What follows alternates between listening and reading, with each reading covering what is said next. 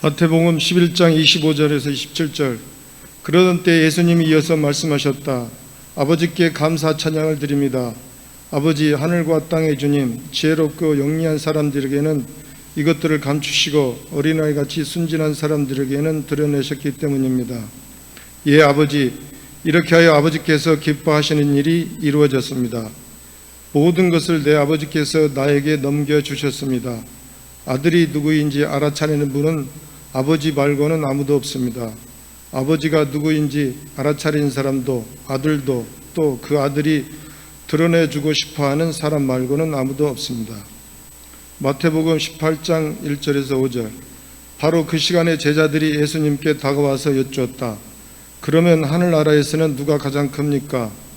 예수님은 어린이 하나를 가까이 부르셔서 그 아이를 그들 한가운데 세우셨다. 그러고는 말씀하셨다.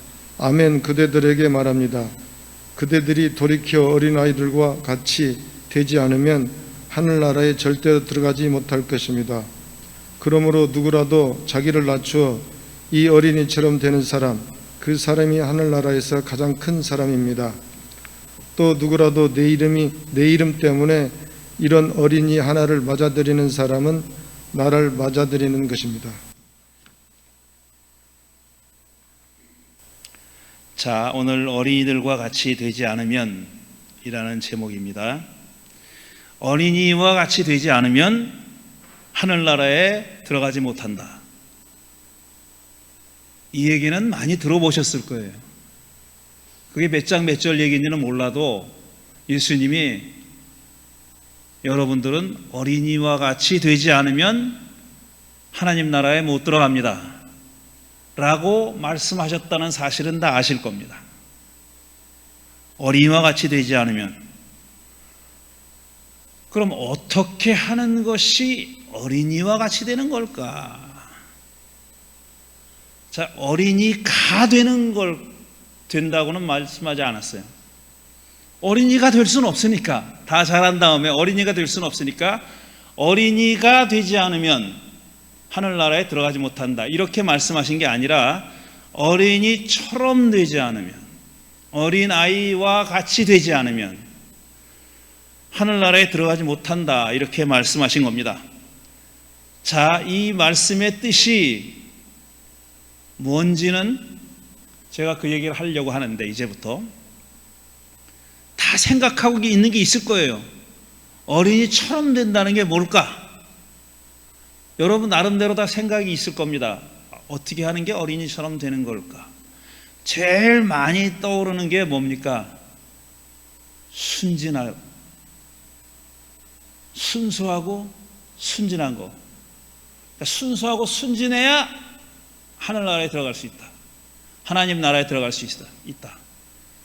어른도 순진할 수 있죠. 저처럼 순진할 수 있잖아요. 순진한 사람이, 아니, 나부터 웃었으니까 할 말은 없긴 한데 나부터 웃었으니까 내가 천연덕스럽게 얘기해야 되는데, 순진한 사람이 있어요. 어른도. 그런데 그래야 하늘나라에 들어간다는 얘기일까? 어린이처럼 되지 않으면 하늘나라에 못 들어간다면 순진하지 않으면 못 들어간다는 얘기일까? 다시 말씀드리지만 어린이가 되지는 못합니다. 그런데 어린이처럼은 될 수 있다고 생각하고 사람들이, 그러니까 예수님이 그렇게 말씀하셨겠지. 전혀 어린이처럼 될 수 없다면, 그게 불가능한 일이라면 이렇게 말씀 안 하셨겠지. 그럼 하늘나라에 어른들은 한 놈도 못 간다는 얘기니까. 그런 뜻은 아닐 거 아닙니까? 그러니까 어린이처럼 될 수 있는 가능성이 있으니까 이렇게 말씀하신 거고, 그래서 그 다음으로 도대체 어떻게 되는 게 어린이처럼 되는 걸까? 이런 생각을 하다가 제일 많이 생각하는 게 순진한 거, 이렇게 얘기하죠. 그런데 참 놀랍게도 요즘 심리학자들이 얘기하기에 어린이들이 순진하지 않답니다. 절대로. 실험을 해보잖아요. 그러면 어린이들이 순진하지 않아요. 우리가 생각하는 것처럼 그렇게 순진하지 않아요. 걔네들도 안 보는 데서는, 사람들이 안 본다고 생각하면은 어른과 비슷한 행동을 합니다. 해서는 안 되는 행동, 또 하지 말라고 한 행동을 해요. 걔네들도. 이건 뭐 무수히 많은 실험 결과에 따른 얘기니까 이건 사실입니다. 그러니까 어린이가 순진하지도 않거니와 지금 어린이처럼 되지 않으면 하늘나라에 못 들어간다라고 말씀에 그 순진함이라는 것이 과연 예수님이 의도하신 건가, 의미하신 건가, 이렇게 의심해 볼 수 있는 겁니다. 자, 어린이가 되지 못하고 되라는 뜻은 아니고 어린이처럼 되라고 했으니까 그러면 어린이는 못 되는 거 아니에요. 이 얘기는 또 요한복음 3장에 나오는 저 유명한 니고데모 이야기를 떠올립니다. 니고데모 이야기. 예수님이 뭐라고 얘기했냐면 누구든지 다시 나지 않으면 하나님 나라를 볼 수 없다, 이렇게 말씀하십니다. 누가 물어본 게 아니에요. 이거는 니고데모가 왔어요. 밤중에 왔다는 거 아닙니까? 이분이, 예수라는 분이 뭔가 대단한 분이기는 한데 니고데모는 부자의 학식이 높은 사람이에요. 그런 부자에다 학식이 높은 사람이 나사렛 촌구석 출신인 무학인, 배운 것도 별로 없는 유명하지 않은 예수를 찾아온다는 것이 아마도 창피했던 모양이에요. 그래서 밤에 왔어요. 밤에 와가지고 예수님을 만난 겁니다. 그때 예수님이 뭐라고 얘기하냐면 누구든지 다시 나지 않으면 하나님 나라를 볼 수 없다, 이렇게 말씀해요. 그러자 그는 이렇게 말하죠. 사람이 늙었는데 그가 어떻게 태어날 수 있겠습니까? 어머니 뱃속에 다시 들어갔다가 태어날 수야 없지 않습니까? 이런 상식적인 질문을 합니다. 다시 난다고 얘기하니까, 다시 나야 한다고 얘기하니까 이 나이든 니고데모는 사람이 늙었는데 어떻게 다시 태어나냐 이거죠. 어린이가 되지는 못해요. 어린이처럼이라 그랬잖아요.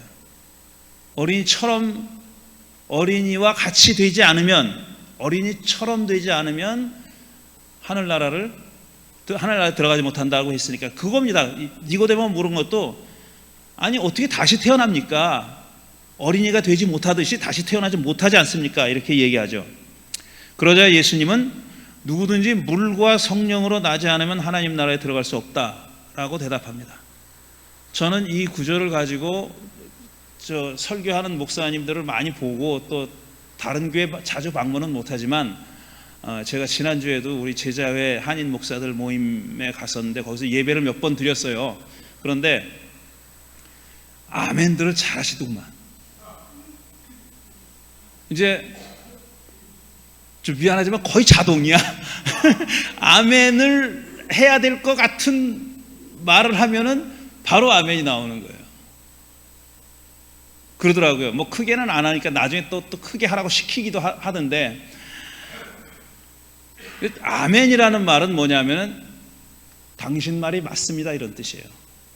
나 동의합니다, 이런 뜻입니다. 아멘은 그런 뜻이에요, 원래. 근데 무슨 뜻인지 알고 동의하나? 그냥 너무 자동 아니야? 이런 생각이 드는 겁니다. 무슨 뜻인지 알고 정말 거기에 동의해서 아멘 한다 그러면 저도 할 수 있어요. 제가 익숙하진 않지만 할 수 있는데, 가만히 들어보니까 무슨 말인지도 아는 것 같지도 않고, 그 다음에 동의하지도 않는데 그냥 설교자가 아멘을 기대하니까 하는 거예요. 누구든지 물과 성령으로 나지만 하나님 나라에 들어갈 수 없습니다. 그러면 이제 아멘 할 거예요. 저는 물과 성령으로 나는 게 어떻게 하는 건지 아십니까? 라고 물어보고 싶은 거예요. 이건 저와 여러분들이 다 물어보고 싶은 거예요. 물과 성령으로 나지 않으면 하나님 나라에 들어갈 수 없다고 예수님이 분명히 말씀하셨는데, 그럼 물과 성령으로 다시 나는 게 어떻게 하는 건지, 그럼 딱 떠오르는 게 있죠. 일단 물. 그 세례를 얘기하나 보다. 이게 보통 장사미사만 이렇게 해석하는 게 아니라 신약 학자들도 이렇게 해석하는 사람이 많습니다. 이 물은 세례를 얘기하는 거다. 그리고 또 성령은 성령 세례를 얘기하는 거다. 일단 예수님이 이 말을 직접 하셨다고 기록되어 있지만 하셨다면 그 당시에는 세례식이 그리스도교로 입문하는 예식이 아니에요. 그건 훨씬 후대의 일입니다. 세례식이 우리 기독교인 되기 위해서는 세례를 받아라 하는 거는 예수님 이때는 이런 게 없었어요. 물론 물로 하는 예식이 유대교에 있었습니다. 근데 그건 그리스도교가 말하는 세례 의식이 아니에요. 그러니 예수님이 이 말씀을 하셨을 때 세례식을 염두에 두고 하신 말씀이 아닙니다. 그건 시대착오입니다. 시대를 헷갈리는 거예요. 예수님이 이 말씀을 하셨을 때는 세례식이 그리스도교와 상관이 없었다니까요. 그리고 성령이라는 것이 우리가 얘기하는 것처럼 성부, 성자, 성령, 삼위일체 하나님이라는 생각도 없었어요. 이때는. 그러니까 성령으로 다시 난다는 말이 무슨 말인지 삼위일체 하나님 얘기하면 틀린 거예요. 그거는 맞지가 않는 거라고, 도무지. 그러니까 물과 성령으로 다시 난다는 말을 무슨 뜻인지 우리가 알아봐야 되는 겁니다. 그러지 않으면 하나님 나라를 들어갈 수가 없다고 얘기한 겁니다. 이런 것처럼 어린이처럼 되지 않으면, 어린이와 같이 되지 않으면 안 된다. 그렇게 얘기했을 때 어린이처럼 되는 게 뭔지는 많은 사람들이 생각하는 순수함, 순진함, 그게 맞는 얘기인지 알아봐야 되는 겁니다. 이게 무슨 뜻인지 알아야 예수님이 왜 이런 말씀을 하셨는지, 무슨 의도로, 어떤 의도로 이런 말씀을 하셨는지를 알 수 있을 거 아닙니다. 아닙니까? 제가 너무 따지나요? 지금 너무 따지는 것 같습니까? 여러분도 궁금하실 거라고 생각해요. 저는. 자, 예수님은 어린이에 대해서 그렇게 많이 말씀하시지는 않았어요. 횟수로 봐서 어린아이를 들어서 말씀하신 적이 그렇게 많지 않습니다. 여성을 들어서 말씀하신 것보다 훨씬 적어요. 어린이를 그렇게 예로 들거나 이런 적이 많지 않습니다. 몇 번 있는데 그 경우를 먼저 얘기해 보겠습니다. 근데 예수님이 어린이를 들어서 말씀하시거나 어린이 이렇게 나와서 불러내서 앞에 세워놓고 말씀하시는 경우도 있었어요. 그런 경우에는 좋게 말하면은 제자들에게 어떤 깨달음을 주시기 위해서 그렇게 하십니다. 근데 조금 더 신랄하게 얘기하면 면박을 주려고 그러는 거예요. 제자들을 면박 주려고 하는 겁니다. 이것도 몰라? 이거예요. 그런 의도가 많이 읽힙니다. 그러니까 어린이를 거명하셨을 때, 말씀하셨을 때, 아니면 불러내서 사람들 앞에 보이고 제자들 앞에 보이고 말씀하셨을 때는 이런 의도가 있는 거예요. 그러니까 질문한 사람에게 동의하는 뜻이 아니에요. 그 사람들의 의도를 어게인스트 하는 겁니다. 너희들 틀렸어, 이렇게 얘기하는 겁니다. 마태복음 11장 25절, 오늘 읽은 구절에 아버지께 감사 찬양 드립니다. 아버지, 하늘과 땅의 주님, 지혜롭고 영리한 사람들에게는 이것들을 감추시고 어린아이 같이 순진한 사람들에게는 드러내셨기 때문입니다. 그랬어요. 자, 이게 지금 새 한글 번역입니다. 요즘 나온 거, 새로 나온 거. 새 한글 번역, 어린아이 같이 순진한 사람들에게라 그랬어요. 우리가 가지고 있는 고정관념을 새 한글 성경을 번역한 사람들이 가지고 있는 거예요. 어린아이는 순진하다. 원문을 보면은요, 순진하다는 말이 없습니다. 이런 형용사가 없어요. 그냥 어린 아이라고만 돼 있어요. 그냥 어린 아이. 그리스 말로 얘기하면 네피오스입니다. 네피오스가 어린 아이인데, 네피오스가 child를 뜻하기도 하고 infant를 뜻하기도 해요. 갓난아기. 그러니까 어린 아이 아니면 갓난아기예요. 그걸 네피오스라고 그래요. 근데 네피오스를 들었어요. 예수님이 사용하신 말은, 예수님이 아람어로 얘기했으니까 뭔지 모르지만 이 복음서를 쓴 사람은 네피오스라는 말을 쓴 겁니다. 그리고 순진한, 이노센트 이런 말 없습니다. 그래서 우리말 성경을 보니까 옛날 번역 있잖아요. 개역 성경, 가라사대 나온 개역 성경과 개역 개정 성경은 없어요. 순진한의 말 안 썼어요. 그냥 어린아이라고만 썼어요. 그리고 영어 성경에도 없습니다. 영어 성경 다 찾아봐도 없어요. 순진하다는 형용사 안 씁니다. 그리고 공동번역 성경은 철부지 어린아이라고 그랬어요. 이건 또 어디서 날라들어온 철부지야. 없는 말 집어넣었어요. 순진함도 없고 철부지도 없습니다. 그냥 어린아이예요. 그냥 어린아이. 그런데 이 어린아이가 무슨 뜻으로 썼을까를 추정해 볼 수밖에 없어요. 그런데 뭐라고 얘기했냐면은 지혜롭고 영리한 사람들에게는 이것들을 감추시고, 이것들은 어떤 진리를 얘기하는 거예요. 감추시고 어린아이 같은 순진한 사람들에게, 순진한 빼자고요, 어린아이 같은 사람들에게는 드러내셨기 때문입니다. 아니, 어린아이에게는이에요. 같은도 없어요. 원문에 어린아이에게는 드러냈다고 했으니까 그럼 어린아이는 지혜롭고 영리하지 않은 사람이겠죠. 그렇지 않겠어요? 앞에 지혜롭고 영리한 사람들에게는 감추시고 어린아이에게는 드러냈다 그랬으니까 여기서 말하는 어린아이의 특징은 지혜롭지 않고 영리하지 않은 거겠죠. 그런데 예수님은 지혜와 영리함 뭐 이런 거, 영어 성경에 뭐라고 그러냐, the wise and the intelligent 라고 그랬어요. wise하고 intelligent한 사람이라고 그렇게 번역을 했는데, 이제 어린아이는 지금 얘기했듯이 어린아이 아니면 infant, 유아입니다. 이거는 지혜와 인텔리전스를 얘기하기에는 너무 어리네. 그러니까 이건 지혜의 많고 적음, 지식의 많고 적음 얘기가 아닙니다. 지혜가 많은 사람들에게는 감추시고 지혜가 적은 사람에게는 드러내 보이셨다, 이런 뜻이 아니에요. 지혜가 있는 사람에게는 감추시고 지혜가 없는 사람에게 드러냈다는 얘기예요. 그러니까 양의 문제가 아니라고요. 이건 어린아이 인펀트는 이런 걸 생각하지 않아요. 상상할 수 없는 거예요. 제가 이 규절들을 좀 설명하는 거예요. 보충 설명을 드리고 있는 건데, 그러니까 지혜의 크기나 양을 얘기하는 게 아닙니다. 소위 말해서 사람들이 얘기하는 지혜와 인텔리전스가 있는 사람과 그게 없는 사람을 얘기하는 겁니다. 그게 11장이고요. 18장을 보면 제자들의 질문이 뭐냐면은 하늘나라에서 누가 크냐 이렇게 물어봤어요. 하늘나라에서 더 윗자리를 차지할 자가 누구냐 이렇게 물어본 겁니다.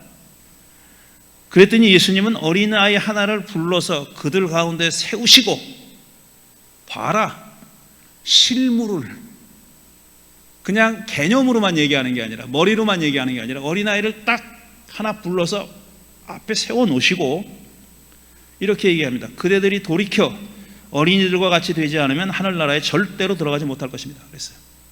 자, 돌이켜라는 말은 영어로 하면 turn이에요. turn.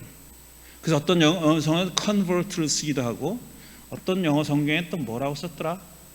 change라는 말을 썼어요. change. convert는 변화한다는 얘기죠. change는 달라진다, 바뀐다 이런 뜻이고. 근데 그리스 말은 그냥 turn이에요. turn은 굉장히 많은 뜻을 가지고 있습니다. 이 그리스 말은. 그러니까 너희들이 turn해서 어린이와 같이 되지 않으면, 이런 뜻이에요. turn이라는 말이 무슨 뜻인지는 그냥 제껴두자고요. 그거는 잘 모르겠으니까. 어린이들과 같이 되지 않으면 절대로 들어가지 못한다 그랬어요. 자, 질문과 대답이 사맞지 않습니다. 제자들의 질문은 누가 크냐 그랬어요. 그러니까 자기들은 다 들어가는 건 기정사실이야. 그렇죠? 자기들은 아니면은 자기들이 들어갈 수 있다고 믿는 사람들은 들어가는 게 기정사실이에요. 그걸 전제하고 있습니다. 그 중에서 누가 크고 누가 작으냐 이걸 물어본 거예요. 근데 예수님은 근본적인 이 사람들의 질문의 토대를 허물어 버리는 거예요. 너희들 다 들어간다고 믿냐? 아니, 반말하면 안 되지. 믿습니까? 들어간다고 믿으십니까? 어린아이와 같이 되지 않으면 절대로 못 들어갑니다. 절대로라는 부사어가 있습니다. 잘하면 들어갑니다. 사정 잘하면 들어가고 잘 보이면 들어갑니다가 아니에요. 어린아이 같이 되지 않으면 절대로 못 들어간다 그랬어요. 누가 크고 작고 웃기고 있네. 들어가기나 할 것 같아? 이런 뜻이에요. 그래서 제가 좋게 말하면은 깨달음을 촉구하는 말이고, 나쁘게 말하면 면박 주는 거라 그랬어요. 이건 면박 주는 겁니다. 제자들의 이 오만함에 대한 면박의 말씀을 하시는 겁니다. 또 있습니다. 마태복음 19장에는 사람들이 어린이들을 예수께 데려와서 기도해 달라고 청합니다. 이 아이들을 위해서 기도해 주십시오. 그러니까 제자들이 이들을 꾸짖어요. 어디 감히 애들을 데려오냐고. 이런 식으로 꾸짖어.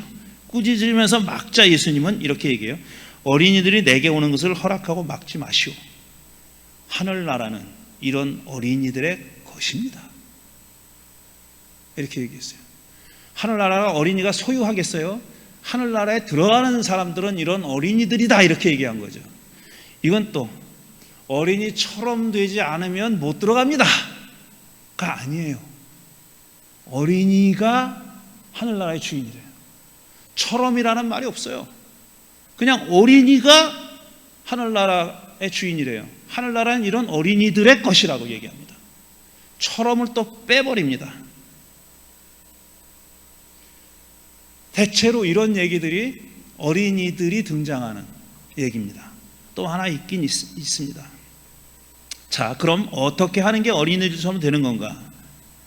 마태복음 18장은 이렇게 얘기합니다. 그러므로 누구라도 자기를 낮추어 이 어린이처럼 되는 사람, 그 사람이 하늘나라에서 가장 큰 사람입니다 라고 나중에 덧붙여서 얘기한 거예요. 크냐 작냐 얘기했을 때 예수님이 이제 크고 작고가 문제가 아니야, 어린이처럼이라고 그랬잖아요. 그 다음에 붙인 말이 바로 누구라도 자기를 낮추어 이 어린이처럼 되는 사람, 그 사람이 하늘나라에서 가장 큰 사람입니다. 그러니까 자기를 낮추지 않으면 못 들어간다는 거예요. 그거 할 수 있냐? 이렇게 묻는 겁니다. 그러니까 어린이는 순진한 게 아니에요. 우리가 통상 생각하듯이, 또 새한글 번역 성경의 번역자가 번역했듯이 순진하다는 개념이 없어요. 그런 개념이 없고, 지금 성경이 얘기하는 거는 낮추는 자가 어린이라는 거예요. 자기를 낮추는 자. 딱 이렇게 얘기하면 또 겸손이라는 말이 떠오르잖아요. 겸손. 겸손은 높은 데 있는 사람들이 스스로 낮아지는 겁니다. 그렇죠? 맞죠? 대답을 좀 하시라고. 아멘은 하지 마시라도, 끄덕끄덕이라도. 뭐 소통이 되는지 안 되는지 다 되고 있다고 믿지만, 높은 사람이 낮아지는 걸 겸손이라 그래요. 근데 어린아이는 더 낮아질 데가 없는 사람이에요. 그 당시 사회에서는 어린아이는 사람으로 카운트되지 않았어요. 왜 그랬게요? 잘 죽으니까, 유아 사망이 높으니까 그런 거예요. 오병이어 기적을 행했을 때도 남자 어른만 5,000명이다 분명히 그렇게 얘기합니다. 그래서 사람들은 추측하자 한 2만 명 먹었나 보다 이렇게 추측하잖아요. 남자 어른만 인구로 카운트합니다. 여자는 사회적인 지위 때문에 카운트 안 하고, 어린아이는 일찍 죽을 수도 있으니까 카운트 안 해요. 이런 더 낮아질 데가 없는 사람이에요. 그러니까 어린아이처럼 낮추는 게 아니라 어린아이는 이미 낮아져 있어요. 이미 낮은 사람이라고. 그러니까 그런 낮은 자리로 가지 않으면 하늘나라에 들어가지 못한다, 이런 말로 읽을 수 있습니다. 그게 최종적인 의미인지 아닌지는 더 두고 봐야 되겠지만 그렇게 읽힌다는 겁니다. 자기를 낮추어 이 어린이처럼 되는 사람이라고 얘기하셨으니까. 그 다음에 마가복음 10장 15절을 보면 누구든지 어린이와 같이 하나님 나라를 받아들이지 않는 사람은 거기에 들어가지 못할 것이다 그랬어요. 여기서 어린이는 하나님 나라를 받아들이는 사람이에요. 그럼 받아들이는 게 어떻게 하는 건가? 또 이렇게 물어봐야 될 거 아니에요. 어떻게 하는 게 받아들이는 겁니까? 어떻게, 이게 서울말인데 어떻게 하는 게 하나님 나라를 받아들이는 걸 또 물어야죠. 아멘 하기 전에 물어보자 이거예요. 무슨 뜻인지는 알아야 아멘을 하지. 이거 퀘스천입니다. 어떻게 하는 게 하나님 나라를 받아들이는 건지. 그럼 어린이들은 다 받아들인다는 얘기인지. 자, 어린이와 같이 하나님 나라를 받아들이지 않는 사람은 거기에 들어가지 못합니다 그랬잖아요. 이거 문법적으로 두 가지 해석 가능성이 있어요.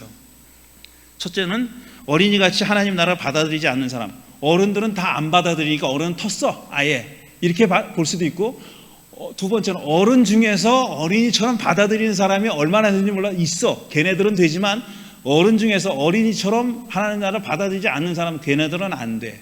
이런 뜻으로도 읽을 수 있는 거예요. 그러니까 어른들은 아예 안 됐다고 보든지, 어른들 가운데서도 어린이처럼 받아들이기만 하면은 문이 열려, 이런 식으로 받아들일 수 있는 거예요. 두 가지 해석 가능성이 있는 거예요. 뭐 이렇게 꼬치꼬치 따지느냐? 예, 따집니다. 따져야 되니까. 이 어린이처럼 된다는 게 이렇게 생각같이 이렇게 쉬운 말이 아니에요. 생각같이 그렇게 쉬운 말이 아니라고요. 또 있는데 하나는 뛰어넘고요. 이건 못 뛰어넘겠다. 해야 되겠다. 자, 그 밖에 어린이를 받아들이라, 영접하라고 말씀하신 귀절이 또 있습니다. 마태복음 18장 5절, 또 누구라도 내 이름 때문에 이런 어린아이 하나를 맞아들이는 사람은 나를 맞아들이는 것입니다 그랬어요. 어린아이를 맞아들이는 사람은 내 이름 때문에라는 부사구가 있지만 그거 빼고, 어린아이 하나를 맞아들이는 사람은 나를 맞아들이는 거다, 예수님을 맞아들이는 거다 그랬어요. 그러니까 어린아이 하나한테 물 주면은 예수님에게 물 준 거고, 그 사람에게 어린아이한테 빵 한 조각 주면 예수님께 빵 한 조각 준 거다, 이런 뜻입니다. 이렇게 되면은 딱 마태복음 25장의 최후 심판의 이야기가 떠오르죠. 양과 염소를 가르는데 의인을 향해서 예수님이, 너희는 내가 목말랐을 때 물 줬고, 배고팠을 때 밥 먹여줬고, 그 다음에 나그네 됐을 때 맞아들여줬고, 옥중에 있을 때 찾아왔다, 그렇게 얘기합니다. 그랬더니 그 사람들은, 아이고 주님, 우리가 언제 그랬습니까? 가장 작은 소자 한 사람에게 나에게 한 거다. 염소편에 있는 악인들에게는 뭘, 너희가 내가 목말랐을 때 물 마서 안 줬고, 배고팠을 때 먹을 걸 안 줬고, 나그네 됐을 때 외면했고, 옥중에 있을 때 찾아오지 않았다 그래요. 우리 그랬습니다. 우리가 언제 안 그랬습니까? 그랬더니 가장 작은 소자에게 하지 않은 게 바로 나에게 하지 않은 거다, 그렇게 말씀하셨잖아요. 그 유명한 최후의 심판 비유입니다. 사람들은 그래서 소자하고 예수님하고 동일하다, 소자가 곧 예수님이다, 말이 안 되죠. 소자가 왜 예수님이야? 예수님이 뭐 손목처럼 분장해가지고 작은 소자로 나타납니까? 그런 뜻이 아니에요. 그 말은 뭐냐면은 그 소자에게 한 행위, 그 프랙티스, 그 행위가 나에게 한 거랑 똑같은 행위다, 이런 뜻이에요. 그 자에게 한 행위가 나에게 한 거랑 똑같은 행위다. 그러니까 행위의 내용이 달라도 소자에게 한 행위는 곧 나에게 나를 칭송하고 나를 찬양하고 나를 예배하고 그가 똑같은 행위다, 이렇게 얘기하는 겁니다. 행위가 같다는 거예요. 대상이 같은 게 아니라 행위가 같다는 겁니다. 이해 안 되셨을 거예요. 이게 굉장히 어려운 거거든. 대상이 같은 게 소자 이꼴 예수님이다, 이런 뜻이 아닙니다. 그 비유가 얘기하는 건 그 둘을 연결시켜주는 행위가 있잖아요. 행동. 그 행동이 같다는 거예요. 근데 행동의 양태는 달라요. 행동의 모양은 다르다고. 예수님이 나타나서 물 달라고 할 리가 없습니다. 우리가 예수님께 하는 행위 있잖아요. 그거는 실질적으로 가난한 사람들에게, 소자한테 그렇게 하면은 나한테 예배한 거랑 똑같은 거다, 이런 뜻이에요. 행위가 같은 거예요. 대상이 같은 게 아니라. 여기도 얘기하는 겁니다. 똑같은 얘기를 하는 거예요. 어린이를 맞아들이는 행위가 곧 예수님을 맞아들이는 행위가 같다는 얘기입니다. 예수님이 어린이와 같다는 뜻이 아니라, 근데 또 한 걸음 더 나가요. 누가복음 9장 48절을 보면 누구든지 내 이름으로 이 어린이를 영접하면, 똑같은 말이에요. 금방 했죠. 맞아들이면, 영접하면 똑같은 거예요. 나를 영접하는 것이요, 여기까지 똑같아. 누구든지 나를 영접하면 나를 보내신 분을 영접하는 것이다. 틀린 등식을 사용하면 어린이 이퀄 예수님 이퀄 하나님이 되는 거예요. 다시 말씀드려서 그게 아니에요. 예수님은 한 걸음 더 확장한 겁니다. 나에게 그쳤다가, 예수님에게 그쳤다가 그걸 하나님으로까지 확장시킨 거예요. 그건 하나님께 하는 행동이 어린이하게 하는 행동과 똑같다 이겁니다. 어린이를 맞아들이면, 어린이를 영접하면 나를 영접한 것이고, 나를 영접한 것은 하나님을 영접한 것이다. 이게 그러니까 소위 관념, 철학에서 관념론이라고 얘기하는 거예요. 그거하고 안 맞는 겁니다. 예수님은 그런 관념론자가 아닌 거예요. 예수님의 가르침의 중심에는 뭐가 있냐? 누구를 잘 믿자 이게 아니라 그분을 어떻게 믿을래? 이거예요. 행동, 행위가 중심입니다. 예수님이 말씀하신 신앙의 중심은 행위예요. 누구를 믿느냐가 아니라 누구 앞에 절하느냐가 아니라 절하는 행위가 왜 하느냐, 그걸 왜 절해? 또 우리 기독교인들이 산소 가서 절 안 하잖아요. 그거 굉장히 좋은 신앙이라고 생각해요. 나는 우상 숭배 안 했어. 왜 절하는지가 중요한 겁니다. 왜? 돈 달라고 절하는 놈하고 조상이 고마워서 절하는 놈하고 종류가 다른 거예요. 그거는 안 그렇습니까? 근데 무조건 외양만 보고 절하면 나쁜 거니까, 그건 우상 숭배니까 하지 말라고 그렇게 가르쳐. 또 그런 작자들이 돈 앞에서는 또 진짜 비굴합니다. 진짜.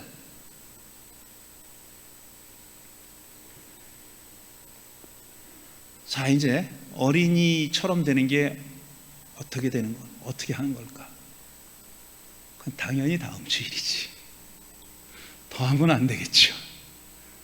다음 주일에 얘기를 할 텐데요. 정답이 있느냐? 없어요. 정답은 없어요. 우리 나름대로 해석하는 겁니다. 우리 나름대로. 그게 지금 우리 성서 본문을 제가 이렇게 구체적으로 자꾸 파헤친 이유가 있습니다. 이것과 안 맞게 할 수밖에 없어요. 우리가 이제 우리가 가지고 있는 성경 본문을 따라가서 실천할 수가 없다고요. 그 말이 무슨 말인지도 정확하지 않고 분명히 모르고 우리는 우리 나름대로 해석을 해야 되는 거예요. 그러려면은 성경이 말하고 있는 내용보다 몇 걸음 더 나가야 될 수 있어요. 그 얘기를 다음 주에 해보겠습니다. 재미있지 않습니까? 나는 재밌어 죽겠는데 여러분은 어떤지 모르겠어요. 다음 주에 계속 이어가겠습니다. 드린 말씀 생각하며 잠시 묵상하겠습니다.